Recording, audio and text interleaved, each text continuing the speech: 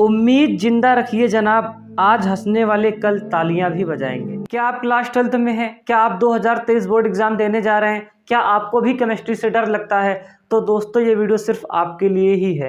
Video को आप and तक देखिएगा। आप इस वीडियो से कम 15 नंबर तो आप आसानी से पा सकते हैं।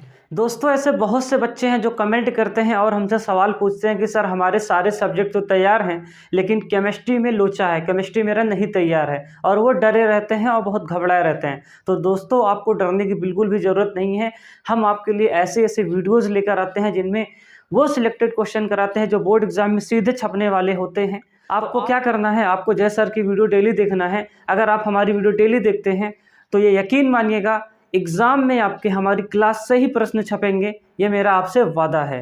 दोस्तों आज की इस वीडियो में हम बात करेंगे 5 महत्वपूर्ण प्रश्न के बारे में जो मल्टीपल टाइम्स हजारों बार आपके बोर्ड एग्जाम में पूछे जा चुके हैं। और दोस्तों ये प्रश्न 3 नंबर वाले प्रश्न हैं, यानी कि 5 से 15 नंबर आपको कवर हो जाएगा अगर आप इस वीडियो को देख लेते हैं तो। दोस्तों आप वीडियो के एंड तक जरूर देखना क्योंकि ये जो प्रश्न है बहुत ज़्यादा इंपॉर्टेंट है। आपके एग्जाम में यही प्रश्न पूछे जाएंगे, तो बिल्कुल भी आप लापरवाही मत करिएगा। वीडियो को प्लीज़ एंड तक देख लेना अगर आपको 15 नंबर फ्री के चाहिए तो चलिए वीडियो को स्टार्ट करते हैं। और पहला प्रश्न आपके स्क्रीन पे ये रहा। तो दोस्तों पहला प्रश्न आपके स्क्रीन पे है, आइए इसको देखते हैं। तो ध्यान से देखिएगा क्या कह रहा है। हिमांक में अवनमन तथा विलेय के अणुभार में क्या संबंध है? मल्टीपल टाइम्स कई बार पूछा गया है, बहुत ही इंपॉर्टेंट प्रश्न है, ये आपको आना ही चाहिए अगर आप बोर्ड एग्जाम देने जा रहे हैं तो। आइए देखते हैं इसका आंसर कैसे लिखेंगे। ध्यान दीजिएगा, यहाँ पर हम आंसर लिखते हैं। पूछा है हिमांक में अवनमन तथा विलेय के अणुभार में क्या संबंध है। तो बेटा देखो हिमांक में अवनमन,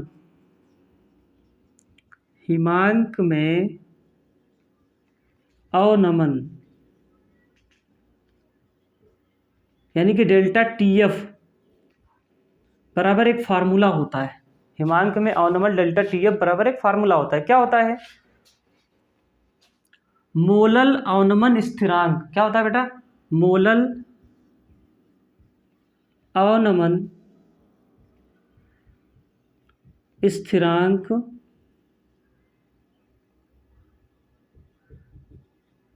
गुणे मोललता, गुणे मोललता। ठीक है भैया, ये एक फार्मूला होता है, आप चैप्टर में पढ़े होंगे, नहीं पढ़े हैं तो देख लीजिए, इतना याद कर लीजिएगा। हिमांक में अवनमन यानी कि डेल्टा TF बराबर मोलल अवनमन स्थिरांक गुणे मोललता। अब देखिए ये जो मोलल अवनमन स्थिरांक होता है इसको हम लोग रिप्रेजेंट करते हैं KF से। ये एक नियतांक होता है, KF से रिप्रेजेंट करते हैं। और जो मोललता होता है इसका एक फार्मूला होता है विलेय के मोल बटे विलायक का भार। क्या होता है बेटा? विलेय के मोल, विलेय के मोल बटे में क्या होता है? विलायक का भार, विलायक का भार, वो भी केजी में। ठीक है, केजी में। इतनी बात समझ में आई? ये फार्मूला होता है। अब ध्यान से देखिएगा, अब इसको थोड़ा सा और हम एक्सप्लेन करते हैं। यानी कि KF, अब देखो विलेय के मोल को कैसे निकालते हैं? भार बटे अणु भार से। अब विलेय का भार हम मान लेते हैं स्मॉल w है, और जो विलेय का अणु भार होता है हम मान लेते हैं स्मॉल m है। पूरे के बटे में विलायक का भार, बेटा विलायक का भार जो होता है वो हम मान लेते हैं कैपिटल W। ठीक है, और यार इसको किलोग्राम में है, इसको अगर हम ग्राम में चेंज करेंगे तो क्या करेंगे? 1000 से भाग दे देंगे। ठीक है, 1000 से डिवाइड कर देंगे। और किसके बराबर चल रहा है भैया? डेल्टा TF के बराबर, क्योंकि यही तो निकाल रहे हो। इसी के इक्वल करोगे ना सर? बिल्कुल करेंगे। अब ध्यान से देखना, अब इसको हम थोड़ा सा और सॉल्व कर लेते हैं। अब इसको ऊपर ले जाएंगे तो देखो क्या होगा। यानी कि KF इंटू में W के ऊपर हो जाएगा ये 1000, और बटे में क्या हो जाएगा? ये वाला नीचे हो जाएगा, तो M इंटू में M इंटू में कैपिटल W। ठीक है, ये हो जाएगा किसके इक्वल टू? डेल्टा TF के इक्वल टू। ये आ गया। अब हमसे पूछा क्या है बेटा? पूछा है विलेय के अणुभार में क्या संबंध है। हिमांक में अवनमन तथा विलेय के अणुभार में क्या संबंध है? अणुभार यानी कि क्या है? स्मॉल m है। अब हमें स्मॉल m निकालना है तो कैसे करेंगे? अब ध्यान से देखिएगा, दिखाई दे रहा है नीचे चमक रहा है क्या यार? एक सेकंड, दिखाई तो दे रहा है, रुको रुको रुको, अब प्रॉपर दिखाई दे रहा होगा। अब ध्यान से देखिएगा, थोड़ा सा लाइट ज़्यादा हो गई तो इसलिए हम गैस सेट कर देते हैं। अब ध्यान से देखना बेटा, यहाँ तक कर लिए। अब इसको हम क्या करते हैं, थोड़ा सा और मॉडिफाई कर लेते हैं। यहाँ मैं लिख देता हूँ, अगर आपको दिखाई दे रहा हो तो इधर लिख दें। देखो इसी को हम थोड़ा सा और चेंज करते हैं, ध्यान से देखना।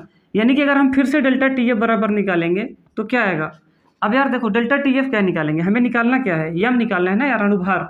तो अणुभार निकालना तो क्या करेंगे, यम इक्वल टू स्मॉल यम है, ठीक है, स्मॉल यम इक्वल टू, अब देखो ये उधर चला जाएगा तो क्या हो जाएगा। चलो इसको हम पहले लिख लेते हैं, 1000 को पहले लिख देते हैं, फिर क्या लिखेंगे, के एफ लिख दिया, ठीक है, और स्मॉल डब्लू ये वाला। फिर इसको क्या करेंगे, ये वाला डी एफ नीचे आ जाएगा तो क्या हो जाएगा, डेल्टा टी एफ, और ये वाला कैपिटल डब्लू वैसे ही रहने दो। तो जो हमारा फार्मूला निकलेगा यम इक्वल टू क्या आएगा, इसी को अरेंज कर दिए हैं बस, और कुछ किए नहीं है बहुत ज़्यादा। तो यम बराबर 1000 गुणे के एफ गुणे स्मॉल डब्लू बटे डेल्टा टी एफ गुणे कैपिटल डब्लू। ठीक है भाई, इतना आपको पेपर में लिखना है, तब जाके आपको 3 नंबर मिलने वाले हैं, ठीक है। और एक बार और हम आपको एक चीज़ बता देते हैं, आपको केमिस्ट्री से डरना नहीं है। तुम तो यार 11th पढ़ते नहीं हो ढंग से, 12th में आ जाते हो, फिर पेपर के टाइम में मैसेज करने लगते हो, सर आ नहीं रहा है ना। तो बेटा पढ़ो ढंग से, और हम ये आपसे वादा करते हैं कि आप एग्ज़ाम में 90 नंबर से कम परफॉर्म नहीं करेंगे। सिर्फ आपको हमारी वीडियो को देखनी है बस, डेली जब हमारी वीडियो आएगी तो आपको क्या करना है, देख लेनी है बस गलती से।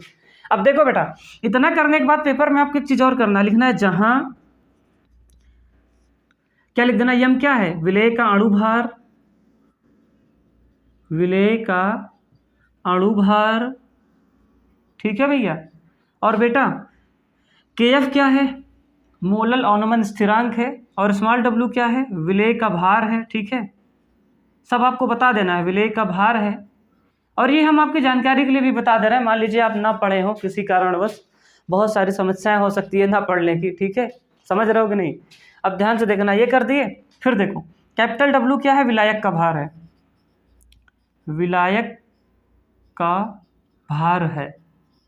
उम्मीद करते हैं कि हमारे प्यारे बच्चे इसको समझ पाए होंगे।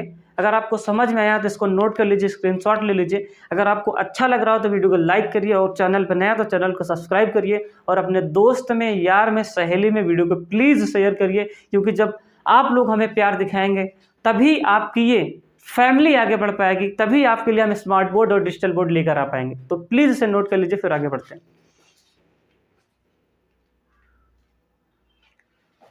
प्यारे साथियों, अगला प्रश्न बहुत ही इंपॉर्टेंट है, ध्यान से देखिएगा और अच्छे से नोट करिएगा और याद भी कर लीजिएगा, पूछा जा सकता है। क्या है प्रश्न, कोलराउस नियम क्या है, इस नियम का एक अनुप्रयोग उदाहरण सहित लिखिए। वेरी वेरी इंपॉर्टेंट क्वेश्चन है बेटा, पेपर में छपने वाला प्रश्न है।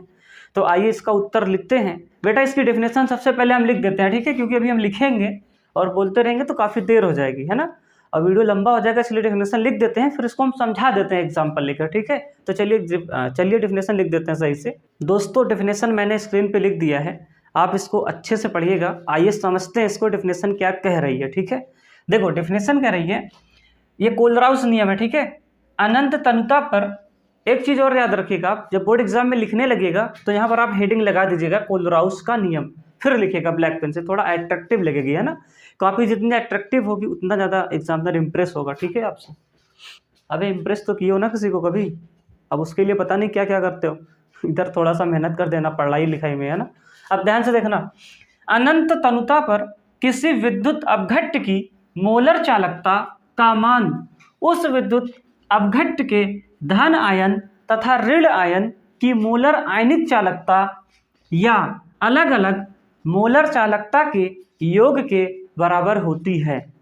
सबसे पहले मैं साइड हटूंगा और तुम एक बार इस डेफिनेशन को पढ़ोगे अपने मन में, ईमानदारी से बेटा पढ़ो इसे, ठीक है। फिर मैं समझाता हूँ एग्जाम्पल लेकर, पढ़ो, ठीक है। कभी कभी मेरे दिल में ख्याल आता है कि जैसे तुझको ज़मीन पे। सो गाइज, हम उम्मीद करते हैं कि आप इसको पढ़ लिए होंगे। आइए इसको समझते हैं, ठीक है। देखो यार एक एग्जांपल लेते हैं, फिर आपको समझ में आएगा। जैसे हम लेते हैं CH3COOH, ठीक है, ये एसिटिक एसिड है। अब यार देखो क्या बोला है, अनंत तनुता पर किसी विद्युत अपघट्ट की मोलर चालकता का मान उस विद्युत अपघट्ट के धन आयन तथा ऋण आयन की मोलर आयनिक चालकता या अलग अलग मोलर चालकता के योग के बराबर होती है। देखो बेटा, जैसे मैं कह दूं अनंत तनुता पर मोलर चालकता किसी विद्युत अपघट्ट के CH3COOH के अलग अलग आयंस के बराबर होती है, ठीक है, धन आयन और ऋण आयन के। तो देखो इसको हम कैसे लिखेंगे, अनंत तनुता पर मोलर चालकता किसकी, चलो ले लेते हैं CH3COOH जो टूटता है, तो बेटा वो टूटता है CH3COO माइनस प्लस अनंत तनुता पर मोलर चालकता COO माइनस और H प्लस में, ये इसके इक्वल होगा, ठीक है। जैसे हम एक एग्जांपल और ले लेते हैं अनंत तनुता पर NaCl का, ठीक है, पहला एग्जांपल हो गया, दूसरा है NaCl सोडियम क्लोराइड का। अब देखो यार, अगर इसका मुझे लिखना है इस तरह, तो बेटा इस तरह से ऐसे लिखेंगे। अब देखो कुछ लोग कहेंगे सर ये समझ में नहीं आ रहा है, तो बेटा आप क्या करें, आप याद कर लीजिए, आपके पास अब कोई ऑप्शन भी तो नहीं है, या तो याद करें तो पहले से पढ़ के आए होते चैप्टर में। अब पूरा चैप्टर तो यहाँ समझाएंगे नहीं, समय लगेगा, है ना, फिर कहोगे वीडियो बहुत लंबी हो गई। इसलिए बेटा हमारी भी कुछ समस्याएं समझा करो यार, दिल की बातें दिल तक पहुँचनी चाहिए ना। अब देखो NaCl है, इसको लिखेंगे, तो देखो अनंत तनुता पर मोलर चालकता NaCl में क्या होता है, Na प्लस होता है और क्या होता है बेटा Cl माइनस होता है, क्या होता है माइनस, ठीक है, क्या होता है Cl माइनस होता है। तो ये हो गया, ठीक है। इस तरह से इसका एग्जाम्पल हम बोर्ड एग्जाम में लिख देंगे। अब देखो बेटा, इसी प्रश्न में ऐसे ही 3 नंबर तुम्हें नहीं दे देगा, फ्री में वो भी नंबर नहीं देती तुम्हें, ठीक है, कुछ उसका स्वार्थ होता है, उसको ले जाते हो पिज्जा बर्गर खिलाते हो, मोबाइल का रिचार्ज कराते हो, तब जाके नंबर देती है। तो वही चीज़ एग्जामिनर भी तुम्हें फ्री में नंबर नहीं देगा। अब इसमें एक सवाल और पूछा है, ये तो कोलराउस का नियम हो गया और ये एग्जाम्पल हो गया। अब बेटा आपसे इसमें पूछा क्या है, इसका एक अनुप्रयोग लिखिए उदाहरण सहित, तो इसको जल्दी से नोट कर लो, फिर अनुप्रयोग देखते हैं, ठीक है। तुम तो ठहरे परदेसी साथ क्या निभाओगे, हैं, नोट करो जल्दी से जल्दी। प्यारे बच्चों, आइए थोड़ा सा और आगे बढ़ते हैं उसी क्वेश्चन में, ठीक है। अब ध्यान से देखना, हम लोग मतलब कोलराउस का नियम जान चुके हैं, इसके एग्जाम्पल भी देख लिए हैं, लेकिन अब देखने की बारी है इसके अनुप्रयोग को। तो इसका अनुप्रयोग क्या कहता है, कोलराउस नियम के अनुप्रयोग। अब देखो यार, ये पूरा थ्योरेटिकल पार्ट है, अब इसको 1 घंटा लिखेंगे, टाइम बर्बाद होगा, मेरा भी स्वास्थ्य सही नहीं है ना। एक सवाल और आपको बता देते हैं, कई सारे बच्चे कमेंट कर रहे थे, पूछ रहे थे सर वीडियो आपकी डेली नहीं आ रही है, तो उसके लिए क्षमा चाहते हैं, ड्यू टू बैड हेल्थ अभी हम थोड़ा स्वस्थ नहीं है, थोड़ा सर्दी लग गई है, इसलिए थोड़ा सा वीडियो नहीं आ पा रही है। अब ध्यान से देखना, ये थ्योरेटिकल पार्ट इसलिए मैंने लिख दिया है, ठीक, जहाँ समझाने वाली चीज़ें होगी मैं समझा दूंगा। फिर भी आइए इसको समझते हैं, क्या कह रहा है, इस नियम की सहायता से दुर्बल विद्युत अपघट्ट वीक इलेक्ट्रोलाइट जैसे CH3COOH की अनंत तनुता पर मोलर चालकता निम्न प्रकार से ज्ञात की जा सकती है। इतना आपको लिखना है, ठीक है। फिर उसके बाद एक लाइन नीचे लिखना है, अनंत तनुता पर CH3COOH निम्न प्रकार आयनित होता है। कैसे आयनित होता है, ध्यान से देखना, जैसे मैं लिख दूं अनंत तनुता पर, ये देखो इनफाइनाइट डाइल्यूशन पर मोलर चालकता, मोलर कंडक्टेंस CH3COOH, है ना। अब इसको हम लोग ऐसे लिख सकते हैं, अभी ऊपर लिख कर आया हो बेटा, झूठ मत बोलना, CH3COO माइनस प्लस, फिर क्या लिखेंगे, अनंत तनुता पर मोलर चालकता H प्लस आयन की, यानी कि CH3COOH जो है बेटा, एसिटिक अम्ल जो है, वो इस प्रकार से आयनित होता है। अब यार और अब देखो, इसको आप लोग नोट कर लीजिए, फिर इसके आगे का आंसर हम लिखते हैं, ठीक है, जल्दी से इसे बना लीजिए।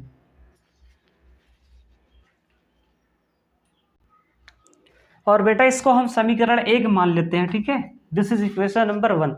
अब जल्दी से आप इसे बना लीजिए, फिर आगे बढ़ते हैं।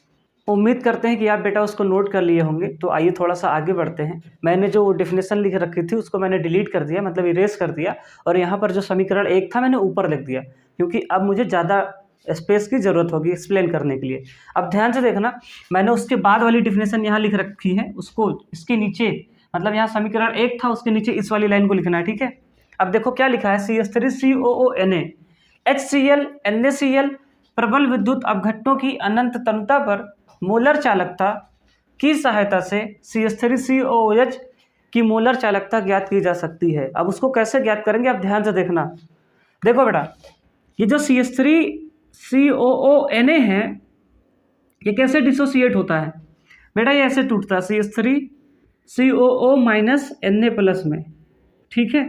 अब अगर इसकी हम अनंत तनुता पर लिखेंगे मोलर चालकता, तो अनंत तनुता पर मोलर चालकता CH3COONA की, तो इक्वल टू क्या आएगा, अनंत तनुता पर मोलर चालकता CH3COO माइनस, फिर क्या आएगा प्लस में अनंत तनुता पर मोलर चालकता Na+ के, ठीक है, यहाँ Na+ है, ये देखो इस तरह से लिखेंगे। और इसको बेटा हम क्या मान लेंगे, समीकरण 2 मान लेंगे, ठीक। अब देखो इसी तरह इसका भी लिखेंगे HCl का, तो HCl भी देखो कैसे टूटता है बेटा, ये Cl टूटता है H+ में और Cl- में। इस तरह यहाँ लिखने की स्पेस नहीं है मेरे पास, ज़्यादा जगह नहीं, इसलिए मैं डायरेक्ट कर रहा हूँ। अगर उसका मैं लिखूँगा तो उसका क्या आएगा, चलो एक बार बना ही देते हैं, नहीं तो कहोगे सर क्या। HCl बेटा ऐसे टूटता है H+ में और Cl- में, सबको पता है। जब इसका लिखेंगे तो क्या आएगा, अनंत तनुता पर मोलर चालकता HCl की, दिखाई दे रहा है कि नहीं सर, दिखाई दे रहा है। फिर क्या करेंगे, अनंत तनुता पर मोलर चालकता H+ में अनंत तनुता पर मोलर चालकता Cl-, इस तरह से लिख लेंगे। और बेटा इसको हम समीकरण 3 मान लेंगे। क्या मान लेंगे, 3 मान लेंगे। क्या हमारी बच्चा पार्टी इसको समझ पा रही है? अगर आपको समझ में आ रहा है, अच्छा लग रहा है, तो वीडियो को लाइक और चैनल को सब्सक्राइब अवश्य कर दें, जिससे आपका और हमारा प्यार बना रहे। चलिए अब थोड़ा सा और आगे आते हैं। अब ध्यान दीजिएगा, अगर आप कहें स्क्रीनशॉट ले लें, तो इस चीज़ को मैं इरेज करके ऊपर लिखूं, क्योंकि नीचे आपको दिखाई नहीं दे रहा होगा, तो जल्दी से इसको स्क्रीनशॉट ले लीजिए। फिर ये वाला इरेज करके ये वाला हिस्सा मैं ऊपर लिखता हूँ, ठीक है। 1 2 3 आप ले चुके होंगे स्क्रीनशॉट। अब ये वाला हिस्सा हम इरेज करके ऊपर लिखेंगे, ठीक है।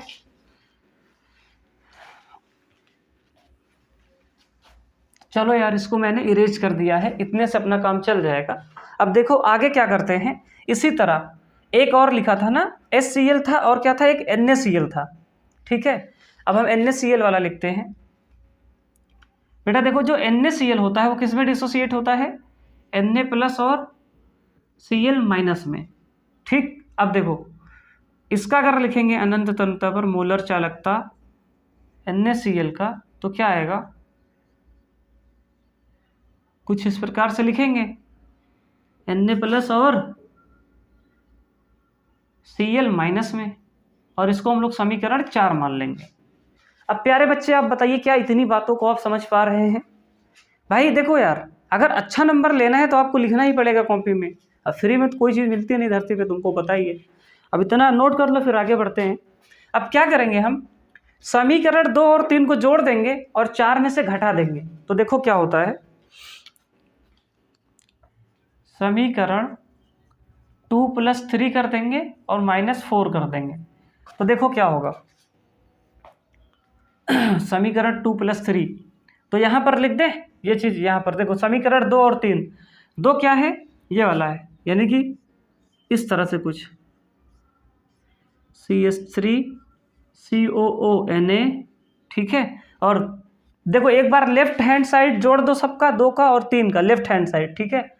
ये देखो लेफ्ट हैंड साइड और लेफ्ट हैंड साइड, और राइट हैंड साइड को उस तरह जोड़ देना। तो चलो पहले यही लिख लेते हैं, इसको जोड़ेंगे, फिर 2 का हो गया, 3 का ये वाला है, इनफाइनाइट डाइल्यूशन पे HCl, इस तरह से माइनस करेंगे, क्योंकि 2 और 3 को जोड़ना है, 4 को घटाना है। 4 वाला क्या है, ये वाला है, इनफाइनाइट डाइल्यूशन पे, यानी कि अनंत तनुता पर NaCl, इतना कर दिए। अब तो ये लेफ्ट हैंड साइड हो गया। राइट हैंड साइड में पहले क्या है, समीकरण 2 में सर ये है CH3COO-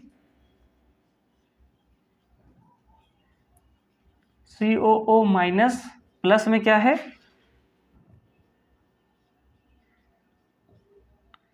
Na+, ठीक है। फिर प्लस में समीकरण 2 में क्या है, ये वाला है, इनफाइनाइट डाइल्यूशन पे H+ है, और क्या है बेटा, इनफाइनाइट डाइल्यूशन पे Cl माइनस है। अब देखो, अब तो समीकरण 2 और 3 को जोड़ना था लेकिन 4 को घटाना था, तो इधर वाला पूरा माइनस हो जाएगा, ठीक है। तो फिर माइनस लगाएंगे, क्या लगाएंगे, माइनस इनफाइनाइट डाइल्यूशन पे मोलर चालकता किसकी, Na+ की, और माइनस क्या हो जाएगा, मोलर चालकता किसकी, अनंत तंत्र पर Cl माइनस की। अब ध्यान से देखिएगा प्यारे बच्चे, तो अगर आप प्लस और माइनस को काट सकते हैं, ये देखो ये वाली चीज़ और ये वाली चीज़ कट जाएगी, और ये वाली चीज़ और ये वाली चीज़ कट जाएगी, तो पूरा जो समीकरण इसको जोड़ने पर जो हमारा रिजल्ट आ रहा है वो क्या आ रहा है, इनफाइनाइट डाइल्यूशन पे CH3COO माइनस प्लस में इनफाइनाइट डाइल्यूशन पे हाँ ये चीज़ H+। और अब प्यारे बच्चे अगर आप ध्यान से देखें तो ये चीज़ समीकरण 1 में इसके बराबर थी, ठीक है। देख लो, इसके बराबर तुम इसको लिख नहीं सकते हो, इसकी जगह तुम रिप्लेस कर सकते हो, इसको ऐसे लिख सकते हो CH3COOH, ठीक है, इतना लिख सकते हो। तो प्यारे बच्चे आई होप कि आपको समझ में आया होगा, आपको बोर्ड एग्जाम में इतना लिखना है, तो जल्दी से इसे नोट कर लीजिए, फिर अगले प्रश्न पे आते हैं, ठीक है। प्यारे बच्चों, अगला प्रश्न आपके स्क्रीन पे है, बहुत ही इंपॉर्टेंट है। देखो बच्चों, ये वीडियो थोड़ी लंबी हो रही है तो प्लीज़ इसको आप देख लीजिएगा पूरी, ठीक है, क्योंकि देखो यार उत्तर लिखने में समय तो लगेगा ही, समझने में, बाकी तुम समझदार हो ही। देखते हैं अगला प्रश्न क्या है।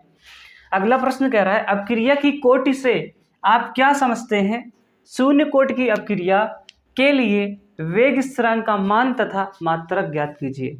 तो प्यारे बच्चे, सबसे पहले हम इसमें समझेंगे कि अपक्रिया की कोटि क्या होती है, उसकी परिभाषा मैं लिख देता हूं ताकि समय ना बर्बाद हो लिखने में। चलिए जल्दी से देखते हैं। प्यारे बच्चों, डेफिनेशन आपके स्क्रीन पे है, आइए पढ़ते हैं कि अपक्रिया की कोटि क्या होती है। किसी रासायनिक अपक्रिया में अपक्रिया के वेग को निर्धारित करने वाले अभिकारक अणुओं की कुल संख्या को अपक्रिया की कोटि कहते हैं। जैसे एक एग्जांपल लेते हैं, मान लीजिए आपके सामने एक रिएक्शन लिखी है A+B+C, ठीक है, ये अभिकारक है और ये उत्पाद है, ठीक है भैया। अब यार देखो, अगर इसका हम दर समीकरण लिखेंगे, रेट लिखेंगे, ठीक है, दर लिखेंगे, अगर दर लिखेंगे तो कैसे लिखेंगे बेटा, K इंटू एक ही सांद्रता में T टाइम पर परिवर्तन, यानी कि T समय पर एक ही सांद्रता में परिवर्तन, तो भैया ऐसे लिखेंगे, ऐसे, और B की सांद्रता में T टाइम पर परिवर्तन कुछ इस प्रकार लिखेंगे, और इसकी पावर हम कुछ लोग मान लेते हैं यम इंटू एन, यम इसकी पावर यम, इसकी पावर एन। ये क्या होता है, एक प्रायोगिक मान होता है, ठीक है, प्रयोग के बेस पर रखा जाता है, प्रैक्टिकली वैल्यू है। अब अगर आपसे यहाँ पर पूछा जाए कि इसकी अपक्रिया की कोटि क्या होगी, तो बेटा आप लिखेंगे अपक्रिया की कोटि बराबर, अभिक्रिया की कोटि बराबर, ये जो पावर है ना यार, इसकी पावर का सम कर दो, यानी कि जोड़ दो, वही आपकी अपक्रिया की कोटि होगी। तो यम प्लस एन इसका क्या हो जाएगा, अपक्रिया की कोटि हो जाएगी।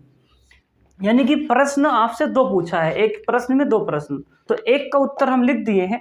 अब देखो दूसरा वाला बहुत छोटा है, उसको भी लिख देते हैं, आप बोर मत फील करिएगा, इसको आप नोट कर लीजिए, फिर दूसरा लिखते हैं। दूसरा क्या है, वेग स्थिरांक का मान तथा मात्रक निकालिए, तो बहुत जल्दी हो जाएगा, झट से जल्दी से नोट करिए फटाक से।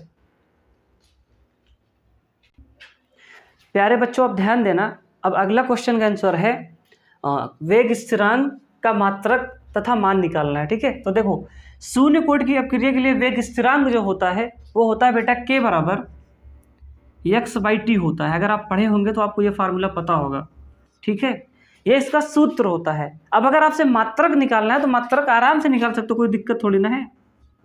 अगर बेटा K का मात्रक निकालना है तुम्हें तो कैसे निकालोगे, अब ये x है, x क्या होता है, सांद्रता होता है। अब सांद्रता का क्या होता है, मोल पर लीटर, मोल पर क्या लिखोगे, लीटर, ऐसे ही तो लिखोगे। और बेटा समय का क्या होता है, सेकेंड होता है, बोलो समय का मात्रक क्या होता है, सेकेंड होता है। अब इसको ऊपर ले जाओगे तो कैसे करोगे, मोल, अब भैया ये ऊपर चला जाएगा ऐसे घूमकर, तो क्या हो जाएगा, देखो इसको लिख लेते हैं, मोल बटे लीटर, ये ऊपर जाएगा तो क्या हो जाएगा 1/सेकेंड, बोलो। अब ये ऐसे हम इसको अगर और सिंपलीफाई करेंगे तो क्या लिखेंगे, मोल लीटर इनवर्स और सेकेंड इनवर्स। तो ये बेटा ये मात्रक होता है आपका किसका, के का। तो जल्दी से इसे नोट कर लीजिए, फिर अगले क्वेश्चन पे आते हैं।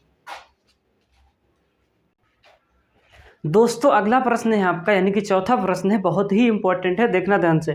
क्या कह रहा है, सल्फ्यूरिक अम्ल एक आक्सीकारक एवं निर्जलीकारक है, इसका एक एक उदाहरण दीजिए।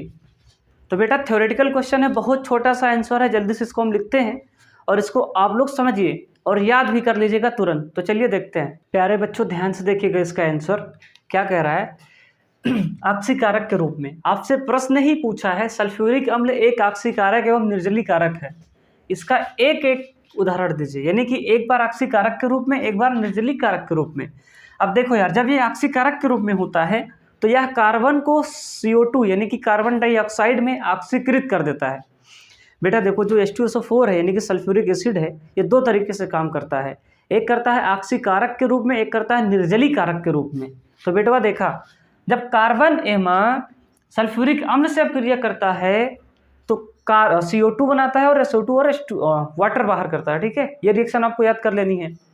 दूसरा, जब निर्जलीकारक के रूप में करता है तो यह चीनी यानी कि सुक्रोज से जल को अवशोषित करके उसे काला कर देता है, करिया कर देता है, बुझला कि ना। अब देखो ये है आपका सुक्रोज। सुक्रोज बेटा सांद्र सल्फ्यूरिक अम्ल से क्रिया करके क्या कर रहा है, कार्बन बना रहा है और वाटर को बाहर कर दे रहा है, ठीक है। तो ये रिएक्शन होती है। इतना छोटा सा आंसर लिखना है, 3 नंबर पाना है। अब घर लोग क्या हमारा, जो कि हमारे नाम भी नहीं है, जल्दी से नोट कर लो। फिर अगले क्वेश्चन पे आते हैं, अगले प्रश्न पे और आखिरी प्रश्न पे। अगर आप यहाँ तक टिके हैं तो बेटा बेहतर ही आप अच्छा परफॉर्म करने वाले हैं बोर्ड एग्जाम में, ठीक है, क्योंकि मास्टर के ऊपर विश्वास करना एक बहुत बड़ी चीज़ होती है। अगर आप विश्वास कर लिए तो बहुत आगे तक जाएंगे, ठीक है। बना लो इसे जल्दी से। तो दोस्तों अगला प्रश्न यानी कि आखिरी प्रश्न आपके स्क्रीन पे है, जो कि बहुत ज़्यादा इम्पोर्टेंट है। तो आइए देखते हैं क्या कह रहा है प्रश्न। प्रश्न कह रहा है संक्रमण तत्व की परिभाषा लिखिए, संक्रमण तत्वों के विशिष्ट गुणों का वर्णन कीजिए। यानी कि संक्रमण तत्व से पूछा है, ठीक है। तो चलो यार इसका उत्तर लिखते हैं, ये भी थ्योरेटिकल पार्ट है, तो जल्दी से आंसर लिख कर आपको समझा देते हैं, जिससे ज़्यादा समय ना बर्बाद हो और आप भी अपने अदर सब्जेक्ट पर भी फोकस कर पाएँ, ठीक है। तो बच्चों आइए इसका उत्तर देखते हैं क्या है। सबसे पहले संक्रमण तत्व जानते हैं क्या होता है। संक्रमण तत्व वे तत्व होते हैं जिनका इलेक्ट्रॉनिक विन्यास करने पर अंतिम इलेक्ट्रॉन डी कक्षकों में, ध्यान से देखना इस लाइन को, डी कक्षकों में, ठीक है, डी कक्षकों में भरा जाता है। ये तत्व यस तथा पी ब्लॉक के मध्य स्थित होते हैं, इसलिए इन्हें संक्रमण तत्व कहते हैं। ये तो इसकी परिभाषा हो गई, लेकिन सवाल में आपसे एक चीज़ और पूछा है। वो पूछा है कि इनकी विशिष्ट गुणों का वर्णन कीजिए, ठीक है, विशेषताएं लिखना है। तो देखो यार, विशेषता में पहली विशेषता है ये संकर आयन बनाते हैं। दूसरा आपसे बोला है ये रंगीन लवण बनाते हैं। तीसरा आपसे बोला है ये अनुचुंबकीय गुण तथा उत्प्रेरक गुण दर्शाते हैं। चौथा है आपका ये यस और पी ब्लॉक की धातुओं से अधिक कठोर होते हैं। तो बेटा 3 नंबर पाने के लिए आपको इतना आंसर लिखना है। उम्मीद करते हैं आपको अच्छा लगा होगा। अगर आपको अच्छा लगा तो वीडियो को लाइक और चैनल को सब्सक्राइब करिए। दोस्तों आप लोग ज़्यादातर गलती क्या करते हैं कि आप लोग उस चैनल पे वीडियो देखना पसंद करते हैं जहाँ पर मतलब स्मार्ट बोर्ड वगैरह ज़्यादा होता है। आप कंटेंट देखिए, क्वालिटी देखिए, ठीक है। मैंने आपको क्वेश्चन दिया है, प्रोवाइड किया, अगर आप इस वीडियो को देख लेते हैं तो हम ये गारंटी के साथ कह सकते हैं कि आपके एग्ज़ाम में जो प्रश्न आने वाले हैं यहीं से छपने वाले हैं। तो चलिए आप लोग अपना प्यार दिखाते रहिए, बहुत जल्द ही हम लोग भी स्मार्ट बोर्ड ले लेंगे। और वीडियो डेली नहीं आ पाती उसके लिए सॉरी चाहते हैं, आपसे क्षमा चाहते हैं, क्योंकि देखिए स्वास्थ्य हमारा नहीं सही है इस टाइम, थोड़ा सर्दी लग गई है, गला बिल्कुल जाम हो चुका है, दिल पे पत्थर रख के वीडियो बना रहे हैं आप लोगों के लिए, क्योंकि बच्चे कमेंट कर रहे थे। जब आप लोग कमेंट करते हैं ना तो एक नई ऊर्जा आ जाती है हमारे अंदर, इसीलिए बेटा वीडियो में कमेंट जरूर कर देना, ठीक है। चलिए मिलते हैं नेक्स्ट क्लास में, तब तक के लिए जय हिंद।